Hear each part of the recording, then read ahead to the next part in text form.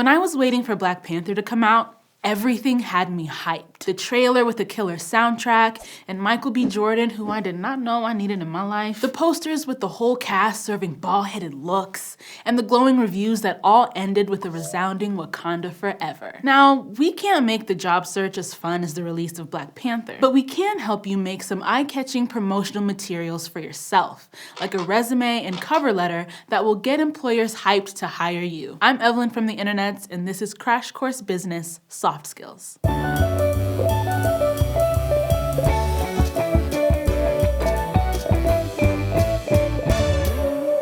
Let's say you've been scrolling through job boards for days on end. You found a bunch of decent options, and then there it is. The perfect gig. Wouldn't it be nice if you could just call and get hired on the spot? Unfortunately, the job search doesn't work like that. Remember trust? The hiring process is a way to make sure that you're a good fit for a company and have the competence, intent, and integrity to do the job well. The best way to start gaining trust and land yourself an interview is with a resume that demonstrates your work history and potential. Sure, like Amy Santiago, you could build a binder with cascading tabs of all your skills. And if the job posting asks for a CV, you have a bit of extra space.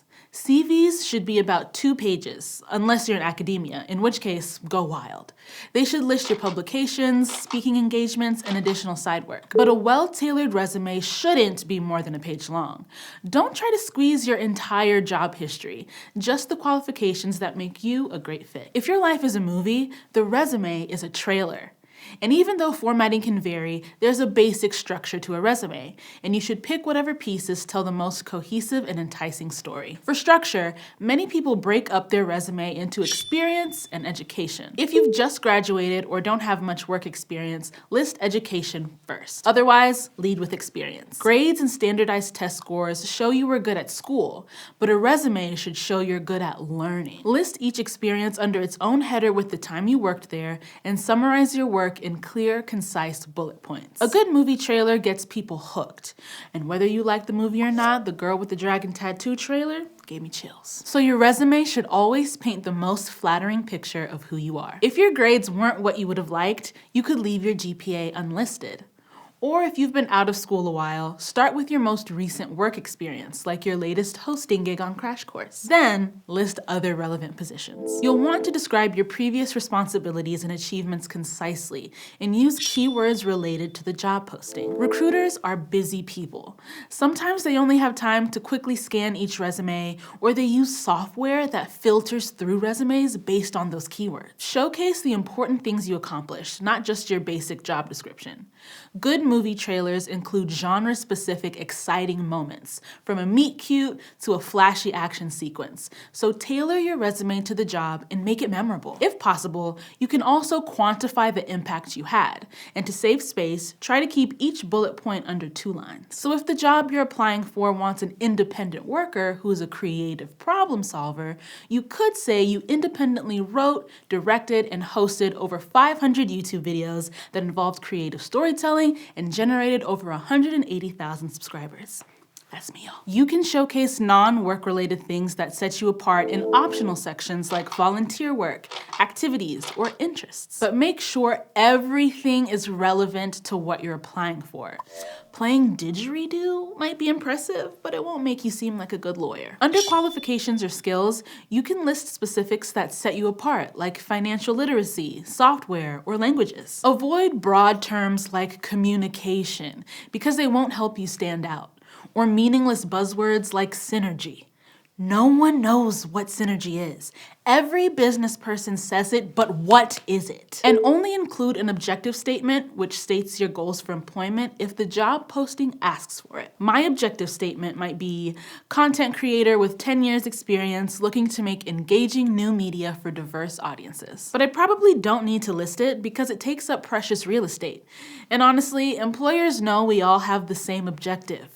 Be employed. Now, if a resume is your movie trailer, the cover letter is your poster. If you're looking for a rom-com, you'll know to avoid The Expendables because of the poster with a skull, guns, biceps, triceps, the trapezoid, just way too much testosterone. A cover letter is a long-form descriptive letter.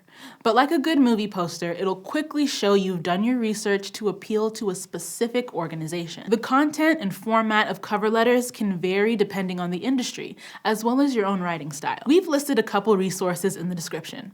In general, you should go into some detail about experiences that would make you an especially good fit for the job and tie it all back to why you value this company. But stay concise. It's a letter, not a book. So if you're applying to help organize a Women in Media conference, you could talk about your passion for storytelling and your dedication to promoting equality, intersectionality, and of course, sprinkling in a little black girl magic. Now that you have your trailer and poster, you need some critical endorsement.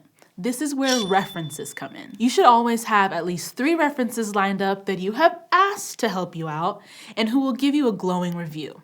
You want that 100% fresh rating on your personal tomato meter. They should be professors or previous coworkers, not your friends and family. And once you've got your endorsements, you need to set up a few preview screenings. That's networking. One of the most effective ways to find a job is to be personally referred to someone. The idea of it's not what you know, it's who you know can be scarily accurate. But luckily, anyone can build a professional network with time and effort. Stay in touch with former managers, teachers, coworkers, and professors. And remember to build a strong reputation, both inside and outside of work. Now, just like we judge celebrities by what they've said online, I'm looking at you, Kanye. What's going on? Make sure your movie isn't tarnished by social media garbage fires. And just like you Google a best friend's Tinder date, a potential employer is going to be checking up on you. So even if you're not in the middle of a job search, make sure to check your profiles pretty often for red flags. But that can be tricky, so let's go to the thought bubble. Let's say you went on a fantastic vacation to Roswell, New Mexico. You hiked a bit, went on a planetary pub crawl, and maybe you thought you saw a UFO in the field by your Airbnb. You really want to post some trip highlights, but you're searching for a job.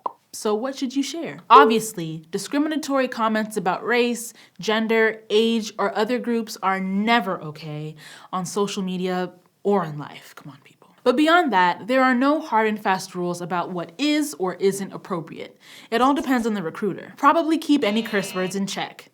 And it's better to avoid references to alcohol or drug use, so photos of that beer chugging contest are out. Like any written communication, even a tweet with poor spelling or grammar could knock your reputation down a few points. And some positions scrutinize more than others, so mistakes could haunt you like a no regrets tattoo. It's also important to be wary of context. Someone scouting for a top secret paranormal project may like your Insta-worthy photo of a possible UFO. A recruiter for a scientific journal may not. Plus, the people reading your posts likely don't know you. You can't always predict how your inside jokes will look to someone who stumbles across your feed, so double check what seems appropriate with a trusted friend. And remember that just because you've set your profile to private doesn't mean that it's 100% safe. Like, you could be tagged publicly in a friend's photo or something. So the safest bet is probably posting a picture of you hiking in a cute alien t-shirt and calling it a day. Thanks, Thought Bubble. So networking can happen online, like with portfolio submissions or chatting on social media. Or it can happen offline, where people aren't constantly judging your tweets. Career fairs are good tools to meet representatives from lots of companies at once and talk about careers face-to-face. They're most common at high schools or colleges, but there are career fairs for people who are out of school too. You can also request an informational interview to talk with someone about a position you may want to have. It doesn't need to be formal. It can be as simple as asking to grab coffee.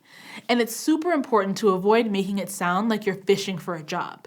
It's in the name. This interview is for information. So ask questions about their company, their role, what makes them feel fulfilled, and what concerns you may have about the field. It's a great opportunity to get ideas for your resume or help you figure out if it's even a job you want. There's always a chance that internship with your professor won't be quite what you bargained for. And I know that networking, writing cover letters, fine-tuning your resume, and scanning job boards can get a bit overwhelming. That's why it's important to stay organized.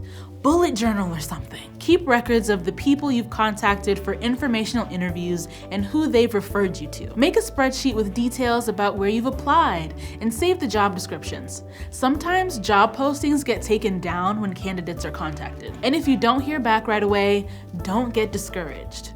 It's really tough out there and can take over 50 applications to hear back from one place. Take the job search one day at a time and set goals.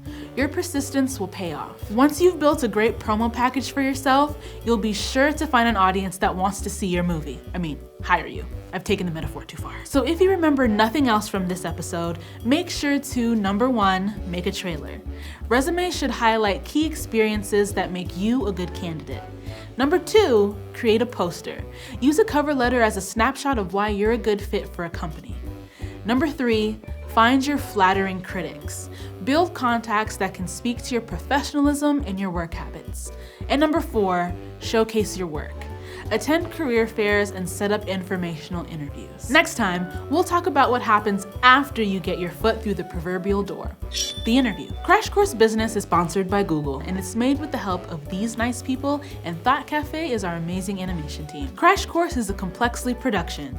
If you want to keep imagining the world complexly with us, you can check out some of our other channels like Animal Wonders, where host Jesse Knudsen Castaneda shares behind-the-scenes footage of what it's like to care for 80+ exotic animals. Also, if you'd like to keep Crash Course free for everybody, forever, you can support the series at Patreon, a crowdfunding platform that allows you to support the content you love.